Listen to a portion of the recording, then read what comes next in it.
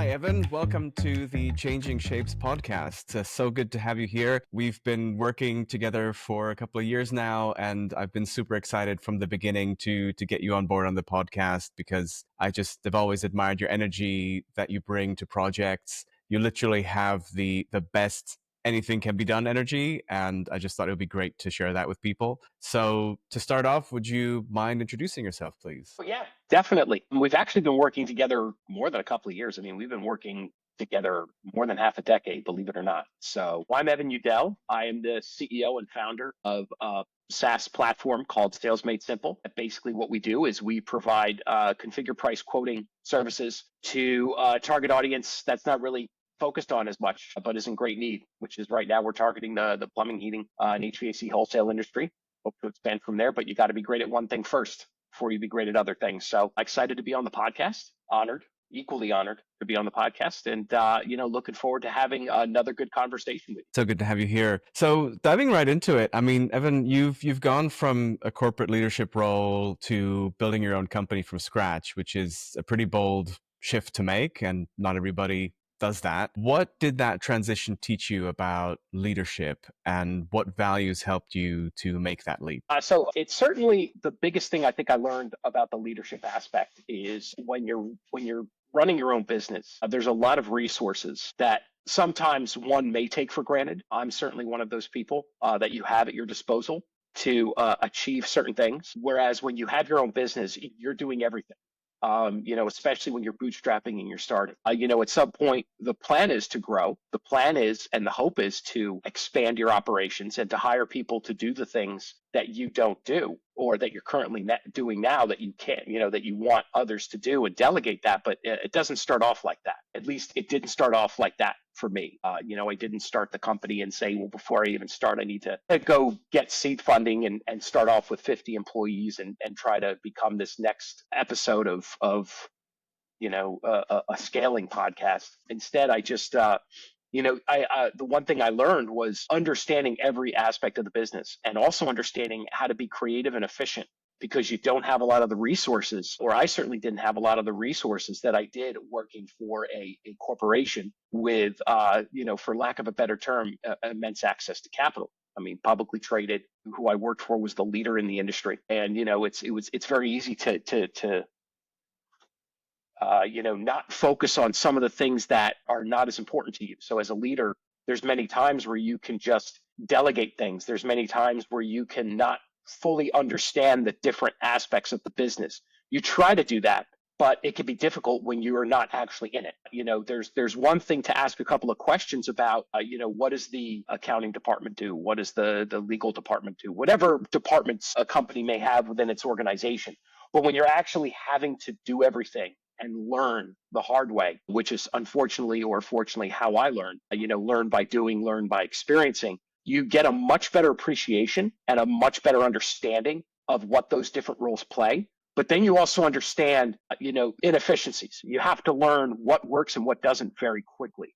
You have to learn very quickly because when you're starting a business and you're growing a business, especially a startup, you don't have time to figure these things out over a 6, 12-month, 1-year period. You sometimes have to figure these things out very quickly, especially as you grow and you see things that hamper your growth or affect your growth. So one of the things, I think the biggest thing when I moved from the corporate landscape into running my own business from a leadership perspective is right away learning how to ask the right questions, much better than I thought I ever did before, looking back. But also understanding that the biggest thing is understanding that we have these return to the office and you have to be in the office to build a culture. And while being in the office can be important in certain roles to developing a culture, I've been, knock on wood, been able to develop a culture even when I'm working with people that are halfway across the world. Do we have people here? We do.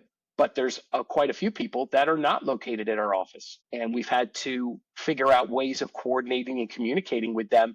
And sometimes have multiple people that maybe normally wouldn't coordinate with each other, have to coordinate with each other because that's just what needs to be done. And that could be very difficult, especially if, there's differences in local culture, there's differences in objectives, whatever it might be. And getting people to work together and on the same page and do so comfortably, it can be difficult. So having to be able to do that and really understand the importance of culture, not just the importance of asking the right questions, but the importance of that a good leader can develop a good culture in almost any environment. These things I learned the hard way. These things I learned just over time. Some things, fortunately, I learned from good mentors when I worked in corporate. So believe it or not, there are things I learned. I not just learned starting a new business, but there are things that I was able to take from the corporate life into starting a new business. So it's why there's a lot of, they have that joke sometimes where when you run your own business for a while, great founders don't always make great employees when they go working for a company because they have certain ways about them. It should be also discussed that sometimes great employees can make amazing founders because they're able to see, hey, I can do this better. Right? That's a lot. You see a lot of successful companies out there now that they used to work for someone and they said, I could do this better, or maybe there's an opportunity, but they take all those things that they learn working for a corporation, certain things you pick up, dealing with people, cultures, the importance of that. And then it gets compounded and even more important and emphasized when you have your own business, because now it's on you to do it, not just observe it, but execute on it. So a very long-winded answer to your question, but hopefully effective nonetheless. Absolutely. And I work a lot with founders and I feel that there's two types, and I don't necessarily say that one is better than the other. There's just different things, different journeys that people take. So some people come from a corporate background and kind of had experience maybe in different industries or a specific different industry and then set out to do things. And they have that background of experience from those corporate locations that they worked at. And their approach to being a founder tends to be quite different to somebody who's been doing that since day one, where they're just founders from day one. And it's really interesting to see how that evolves and the sort of different types of lessons that both types of people learn. And so, but for you, what was the trigger when you realized you wanted to start this business? Was it something that you always knew you wanted to be an entrepreneur, or was there a specific moment that you said, you know what, now's the time, I see an opportunity? How did you identify now's the time to take this enormous leap? Yeah, it's a great question. And I maybe have taken an untraditional path. There's plenty of people that always wanted to be entrepreneurs or had it in them. But amusingly, if you had gone back even 15 years and said, hey, by the way, you fast forward, you now have a business and all of that, I would have been like, you're out of your mind. Back to at an abnormal age, I would say, when I was 14, 15, I always wanted to be the CEO of a major company. That's what I wanted to do. I wanted to be a CEO, rah, rah, rah. That's it was a big drive of a lot of the work that I did in college and all that stuff. Just what would a CEO do? What would a CEO do? I was kind of obsessed with it to some degree, studying CEOs, the whole nine yards. And then good, bad, or indifferent, just certain things happened at work where basically, was working for this large company, and I was a sales manager at the time, that I remember specifically that the second review I had where basically, good, bad, or indifferent, you can be with the company, you just can't be in this role anymore. You can't be in this leadership role. And it took a lot of internal soul searching and stuff like that, realizing, hey, this thing that I wanted to do all my life may not happen. And not necessarily a bad thing. It was a sudden change. And I was thinking to myself, well, what do I do now? Because obviously I'm not just going to have some nothing job in this company. So maybe there's another leadership opportunity elsewhere. Maybe just that the company's not a good fit anymore. Maybe, a lot of things go through your mind because I spent, my whole career working for this one company. So I thought this was it. And while I was, looking at different opportunities, I had one of our leaders at the company had left, gone to a competitor and called me up and said, hey, these tools, I had built these tools in Excel for people while I was at the company, because I had said when I was a sales leader, it would be a lot better for me if rather than me being the specialist and the go-to guy, what if everybody could sell these products? So what if I spend time to build stuff for them to do it? Basic Excel macros and stuff like that. I taught myself all this stuff to make these things. So I put in a lot of time, especially after hours, to build these things. So I knew, hey, if I'm not the one selling, and then I'm just the one who can focus on growing the business, I think would be a lot more effective. And while we were, I get a call from this guy who left the company. He calls me, says, these tools that you built for us when I was there, what do I have to pay you to build something for us now that I'm at this new company? Because we really could use this. So I said, well, I'd never thought about doing something like this for someone else. So I kind of said, well, let me give you a call back. Let me think about this and talk to you later about it. And I just got my MBA.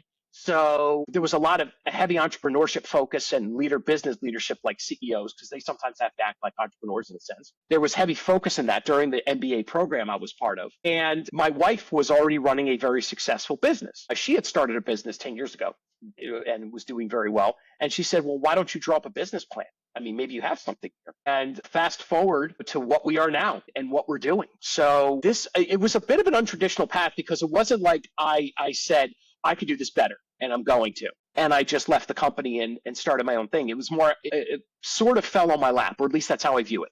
That I got very fortunate in that there was an opportunity out there, one I didn't even realize. And one of those people happened to reach out to me and make me aware of this opportunity and pointed me in the direction to research and say, hey, maybe this is something I can do.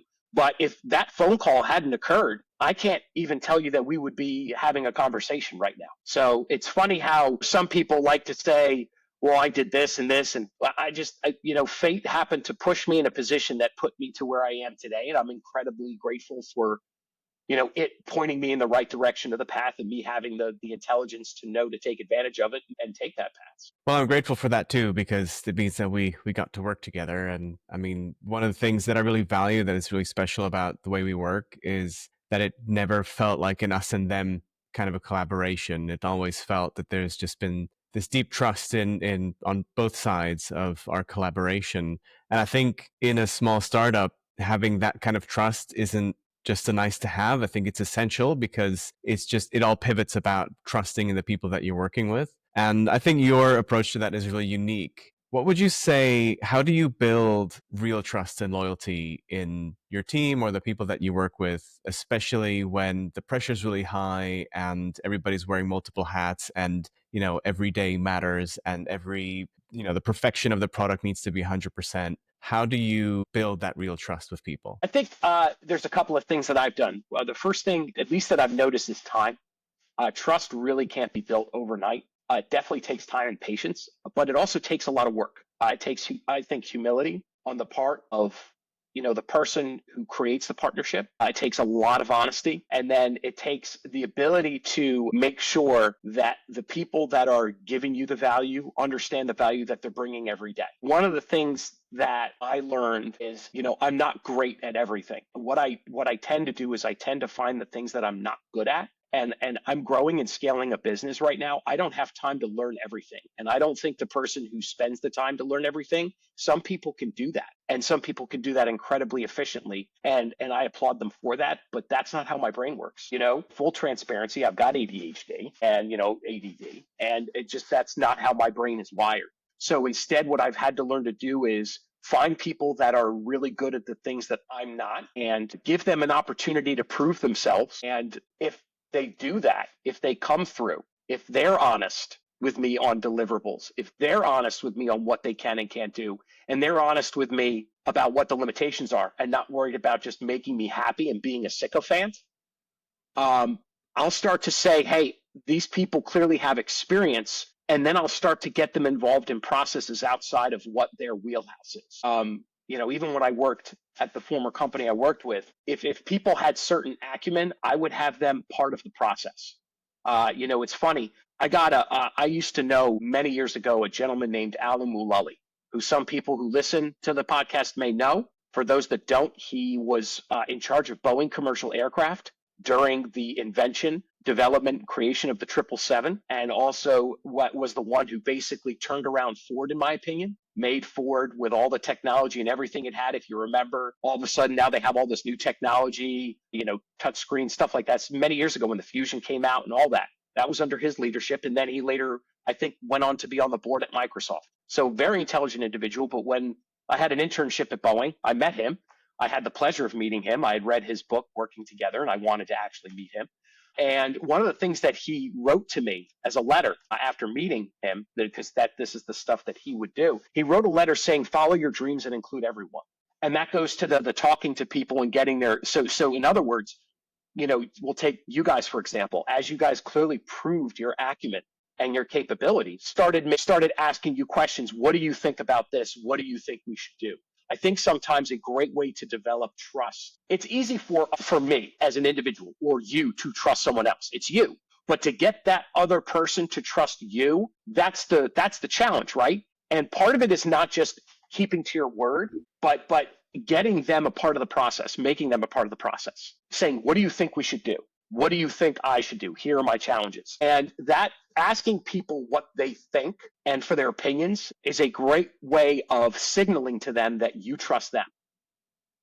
Me telling you guys as a business owner, what do you think I should do with my business? That's a lot of, it's a lot of responsibility. Hey, what do you think? And I think when you ask a question, when you ask questions like that, that is how you build trust. That is one way, by making them a part of the process, not saying, well, you don't need to know about this. That's a nice way of saying, we don't trust you, good, bad, or indifferent. And if someone isn't authorized to know certain things, they shouldn't know about it at all.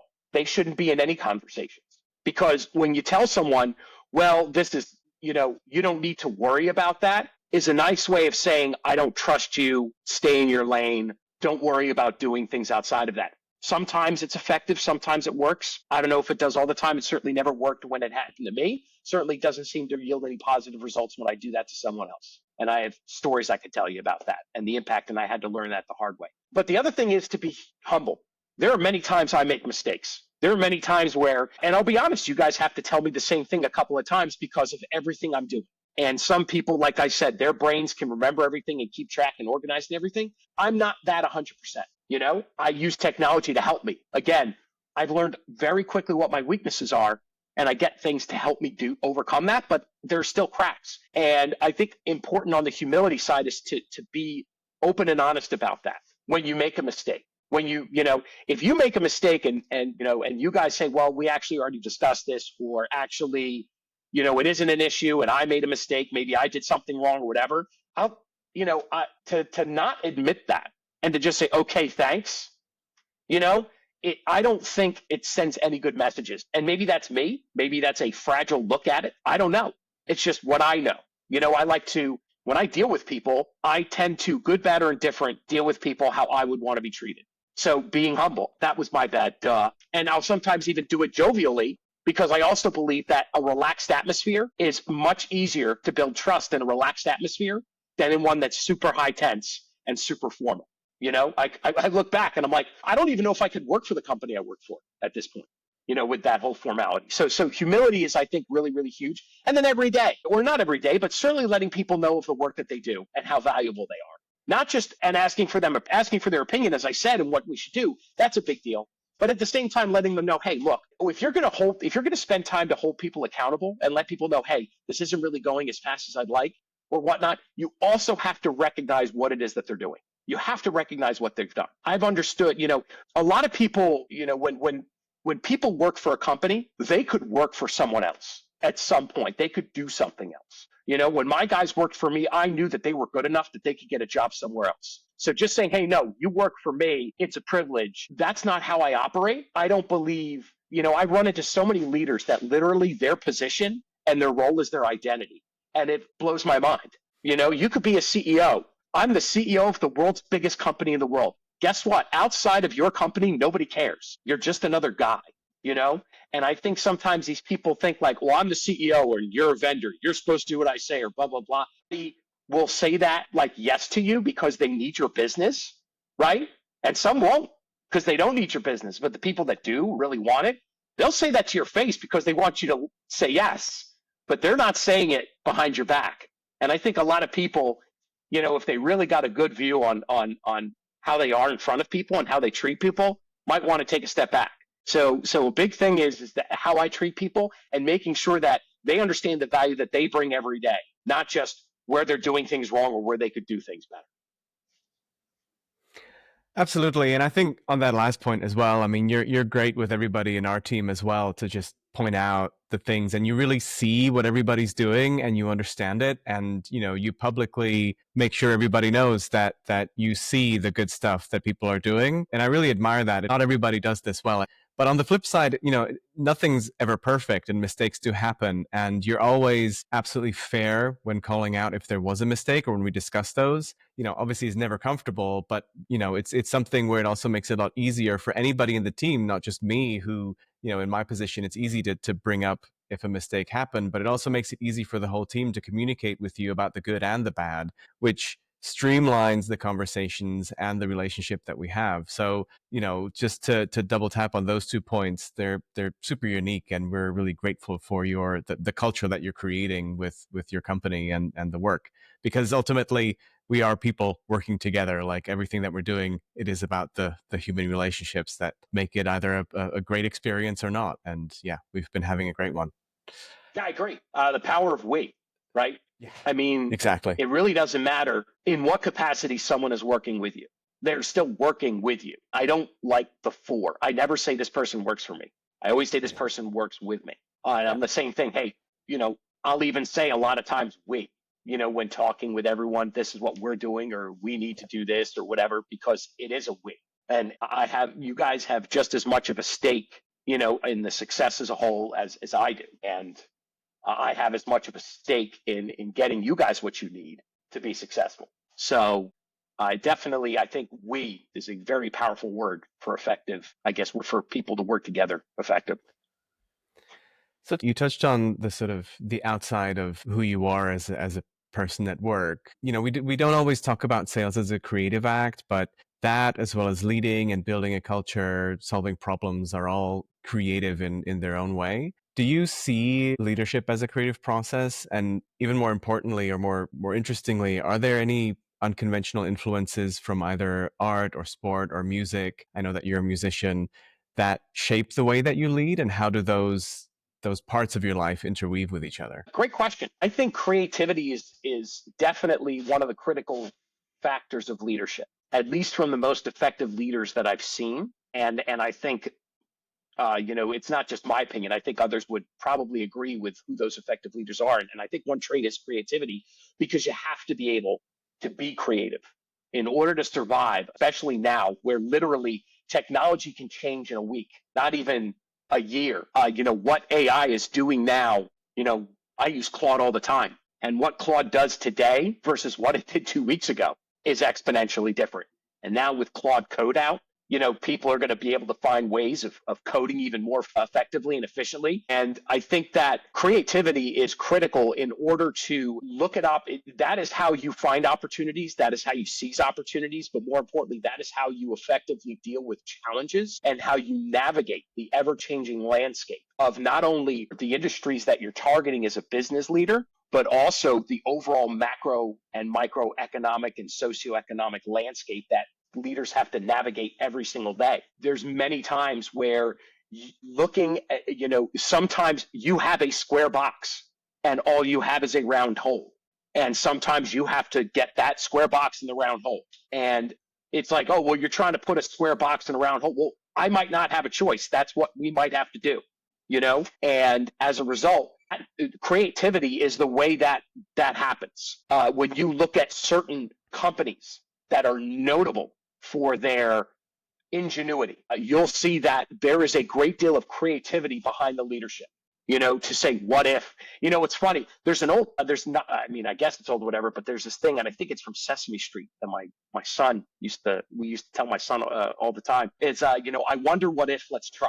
And that is the very essence of creativity, but that is also the very essence of any successful company that has been able to grow and not fall into stagflation, right? One of the things that was so notable about Amazon under Bezos' leadership, and good, bad, or indifferent, I think it's up in the air now with the new leadership core and everything. But with under Bezos' leadership, they always asked those three questions, and they were always considered just a very large startup, because the degree of creativity that was there was equally as important as the efficiency and whatnot. While focusing on the logical end of things, that part of the brain, you have to do things right, efficiencies, effectiveness, and whatnot. That's all incredibly important. But the key to growth is the creativity side.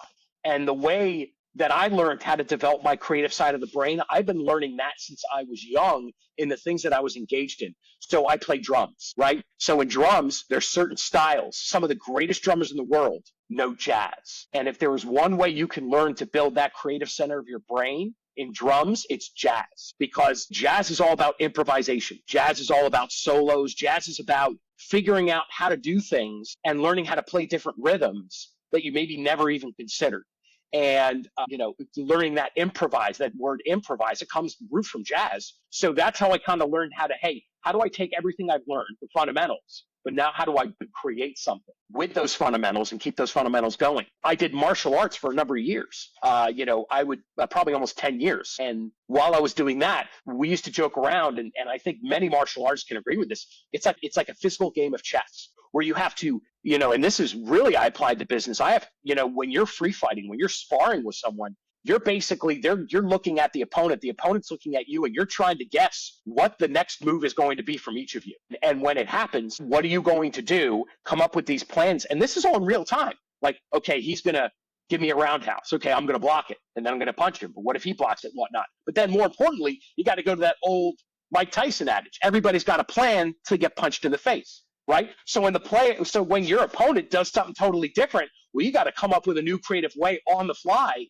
to try to block that and counter and all that stuff.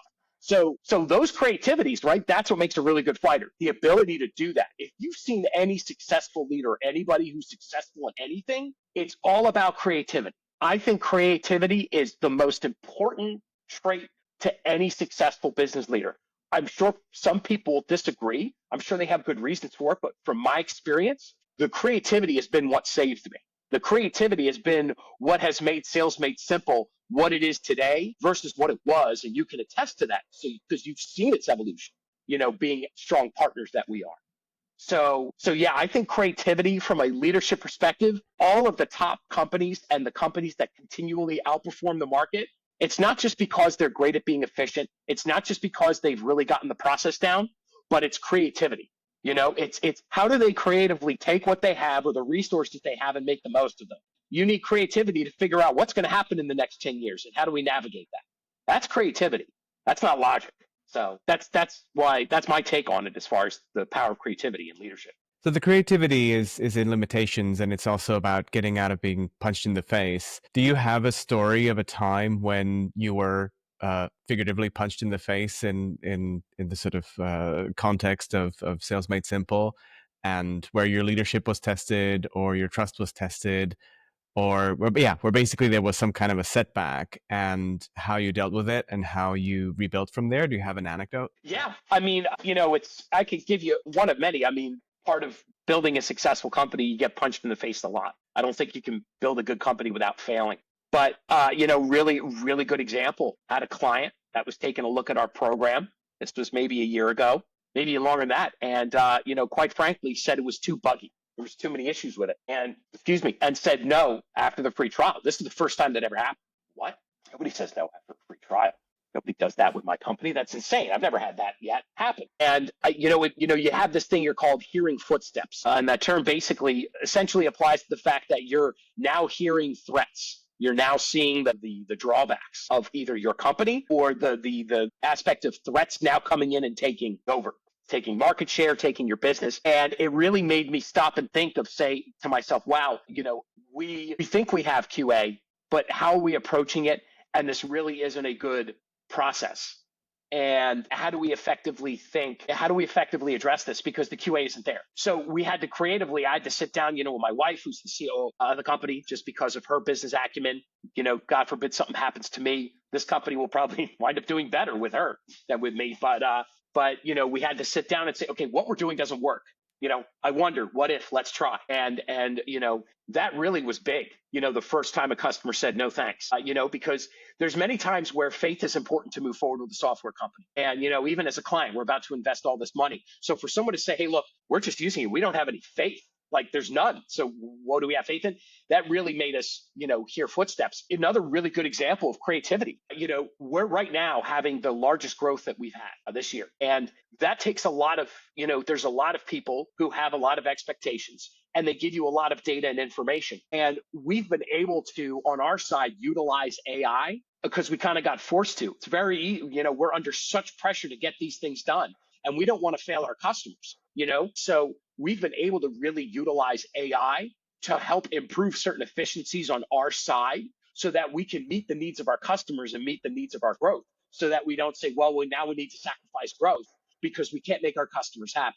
I mean, the bottom line is I've always said this growing my company. I'll continue to say this. look, I don't care if I'm $80 billion or if I'm $8 million. If I have loyal, constant customers that are confident in us and confident in our product, I'm happy. And I would rather grow more slowly and keep my customers and have them happy than try to just focus on growth, feed the monster, and stop the churn or overcompensate for the churn because I'm not giving the customers all of the care that I feel they deserve, and hopefully they feel they deserve as well. So, again, having to say, okay, this isn't working.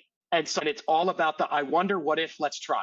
That's like, I need to get a poster of that just says, I wonder, what if, let's try.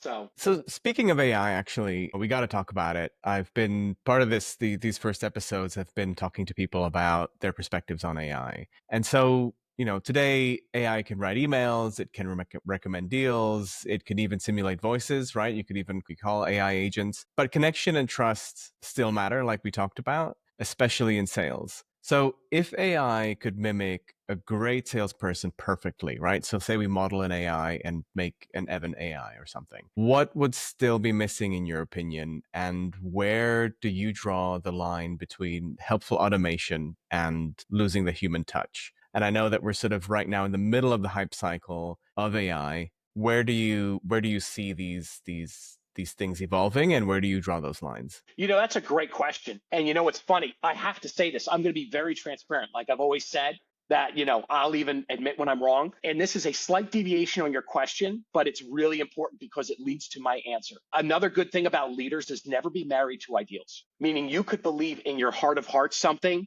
like for years and be prepared to say, up, I was wrong. And if there's one aspect that I've seen that especially, it's in AI. So I think my answer, it's funny. The answer I'm giving you right now at this podcast very well probably would have been different a week ago, even 3 weeks ago. So I look at what AI has been able to do, and I looked at just by the wonder, what if, let's try. And I would say that what would be missing, I don't know. And I don't know if anything would be missing. I think if we're looking at AI today, I can answer this question based on what I'm seeing today. I can guarantee you that that answer is going to change next week. And anyone who seems to think that they know exactly what's going to happen with this and what it's going to do, I'd only trust the people that really know AI and have been ingrained in it. And even they could be wrong.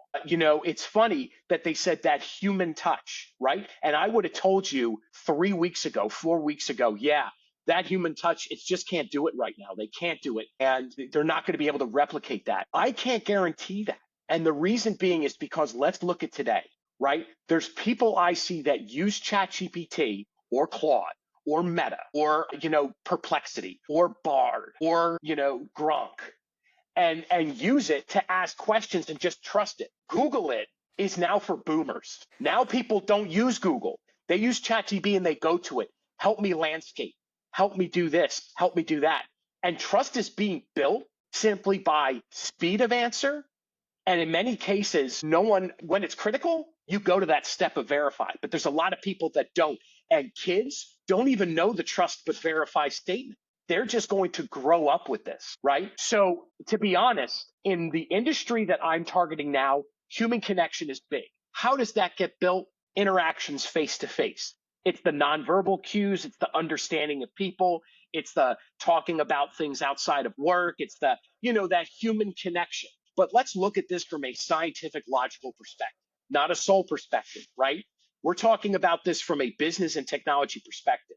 That soul is all just a form of ingesting nonverbal cues, visual things, right? That give us that ability to build, laughing together, sharing things, stories. You can do it over the phone and develop a good relationship. We're even doing that. There's times where we don't see each other for a while, but yet we've developed great relationships just by texting. There isn't that face to face, right? So technically, unless you met me, and this is a joke, but it's scarily true, you'd have no idea that I wasn't AI.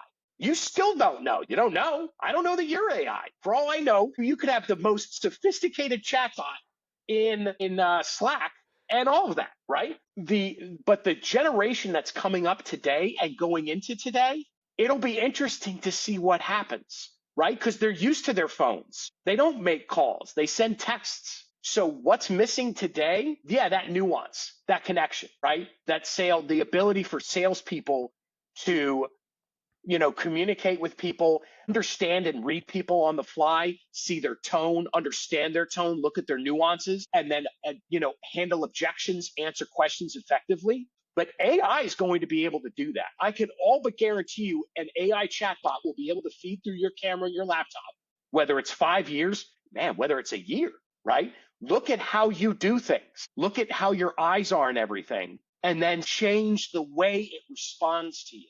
It will be able to do that. It is going to be able to learn if someone's shifting, they're nervous. They could be nervous, and they'll try to adapt just like a human does, right? And it's the same thing with, like, people will watch shows and they won't even know that the TV's in the future. They'll advertise in some way. Now you can talk to people through your TV, whatever, but they're going to start monitoring eye movements and reactions when you're watching things and say, oh, this kind of show is not going to be for them. Or maybe this kind of show is going to be for them. So realistically, as scary as this sounds, right now, the soul, right, that connection, that those nonverbal cues, that's what develops a relationship. That's why salespeople can't really be replicated 100% by AI. But I can't tell you that that's going to be the case in 5 years. I could tell you right now, they may be able to. That's really interesting, and interesting to hear your perspective on it. And while I get where you're coming from, I guess the challenge that came into my mind when I heard you speak about it was there's one thing, or there's a set of things that AI will never do. And well, the one thing that it will never have is being alive. And by being alive, we want, well, most of us want to be loved or valued in a certain way. And we have the yearning to have a connection, or maybe we all have different motivations. We don't want to disappoint the person we're talking with. We are afraid of being, banished from our society, and we'll have these drivers that are inherently tied to life. And hearing you talk about that, I mean, I think it's a strong pitch, but at the same time, that is something that we can never, AI could simulate it. But if I'm talking to you as a human, I know that, you want to be alive and you want to have prosperity for your family. There's a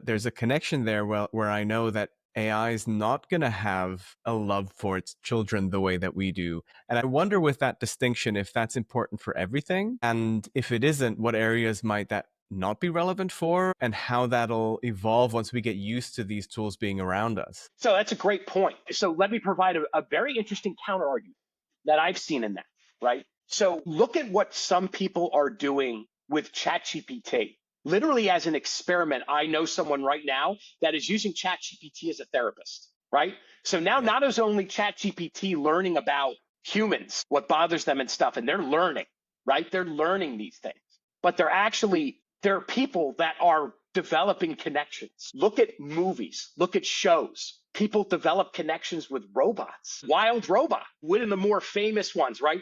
Developed connections with these animals and vice versa.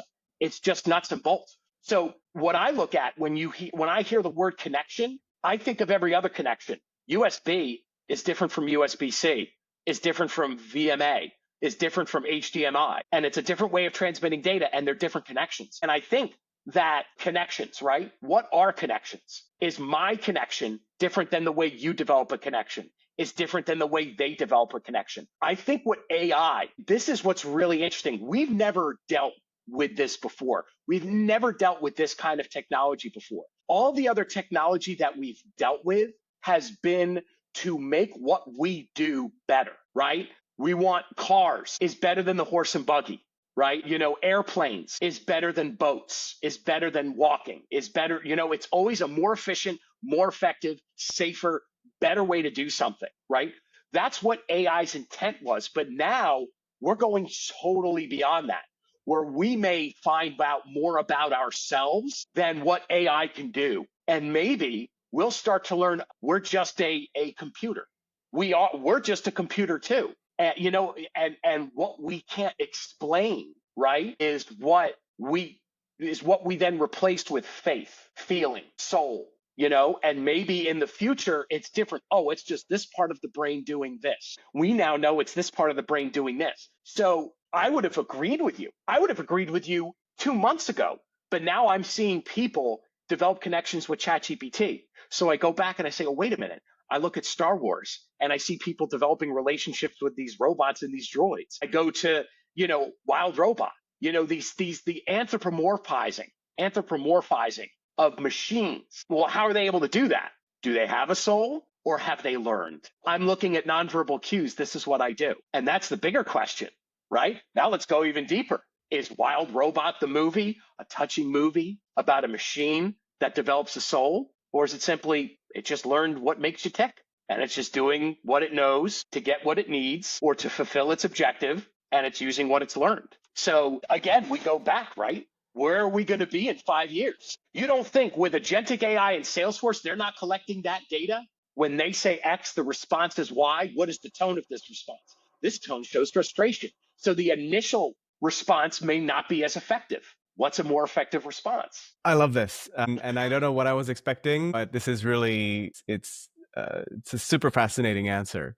That's what makes good and it, podcasts, man.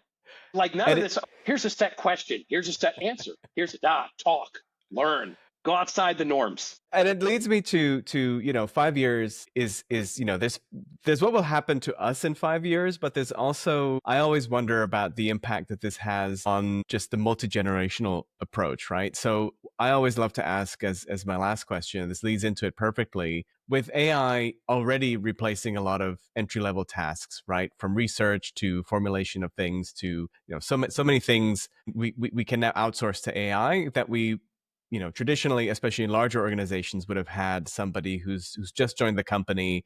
And I mean, this is how I started. There were so many tasks that I, was doing as a junior person in companies that I learned so much from. I think we're risking skipping hard and formative steps. And so, do you have advice to somebody who's just starting out in leadership and how to think about projects? Or should people just start with their own startup and just figure it out on their own? Or what advice would you give to somebody entering the workforce, entering leadership, entering sales, when the learning curve is so heavily being outsourced to AI? Yeah, that's a really good question. The answer I give you may be obviously different than someone who's actually in it. Younger person in college wondering what's my major going to be. And I think the best way for me to answer this is maybe not a traditional answer, but what I've learned personally dealing with AI. And this is going to be an interesting take. AI and the way AI works now, at least in my experience, is prompt-based AI, right? You tell it what to do, it does it. And I think what it's actually done is allowed me to be, funny enough, has made me a more effective communicator. Because in working with AI, if you don't ask the question properly, you're not going to necessarily get what it is you need. And it's because it can't read your mind. You have to tell it what you're looking for. So one thing that I had a very good friend of mine tell me when I was frustrated with AI, even a year ago, is they used to tell me it's because you're not asking the right question or asking it in the right way. And that is something that I would tell anyone who is looking to become a leader, is looking to get into that. A leader doesn't mean, well, you need to go to college and then you need to work your way up. You need to be in this field. A leader is not, in my opinion, that is not how a leader is made. A leader, there are certain traits you need to begin with. There are certain people that are never going to lead, regardless of how much they want to, because there's certain traits that are needed. Right. And one of those traits is effective communication. Fortunately, that is a trait that can be learned. Charisma, some people can say that charisma can be learned. Maybe it can. I don't think so. And that just be my opinion. I'm sure others have different opinions, and I'd love to hear them because I'm sure it would change my mind. But going back to what can be learned, effective communication is one of the most important aspects of leadership. And effective communication doesn't mean, can you talk to someone and them listen to you and be on board? That's just one aspect of it. Another part of effective communication is being able to get what it is you need the first time and have someone understand what it is that you're looking for. One of the biggest challenges, right? I don't know code. So I can't talk to your team as if I'm a programmer. So it's really important to me to effectively communicate what my vision is and what I want the platform to do so that when it's done, it's not, oh, we didn't understand. And fortunately, it looks like that's never really been an issue.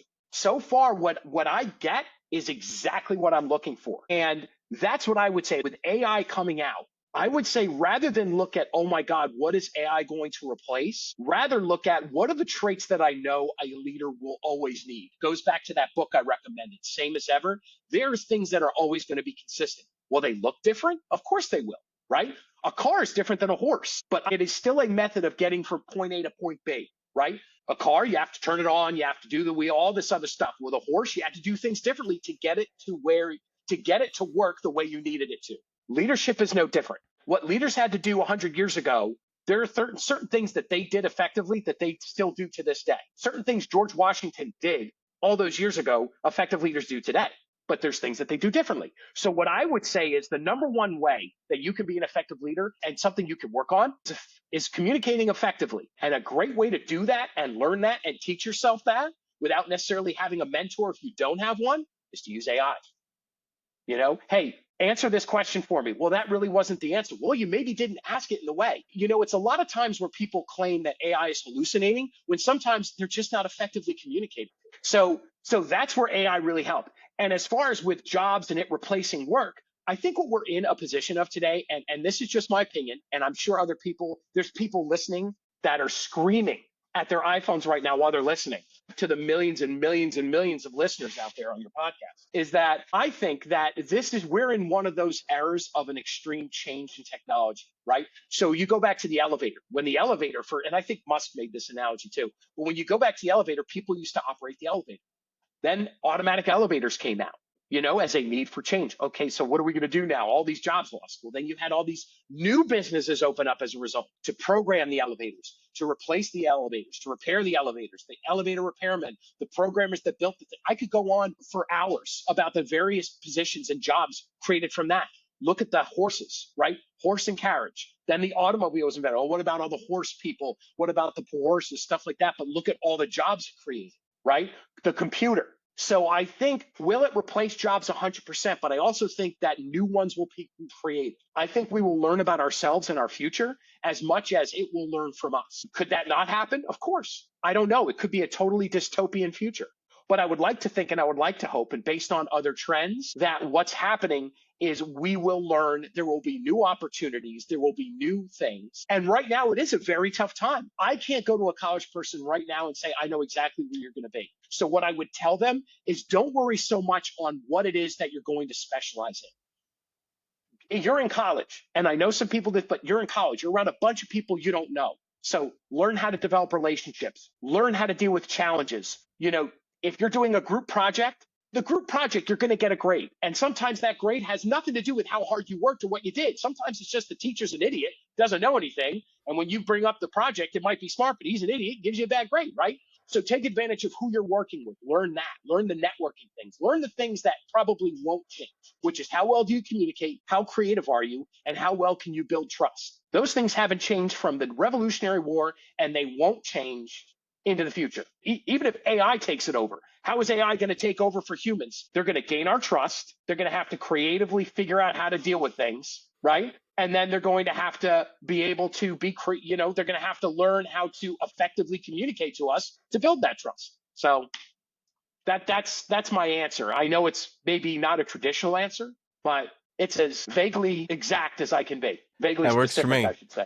Yeah. That works for me. Evan, I think that's a good place to stop. Thank you so much for your time. This has been super inspiring and a lot of fun. Thank you. All right, great. I really appreciate it. It's again, thank you so much for making me a part of this. It's an honor. I'm excited to listen to it. I've heard the others. It's a solid podcast. I know you're just starting, but already off to a great start. And I'm excited for how this thing flourishes. Thank you so much. Really appreciate it. All right.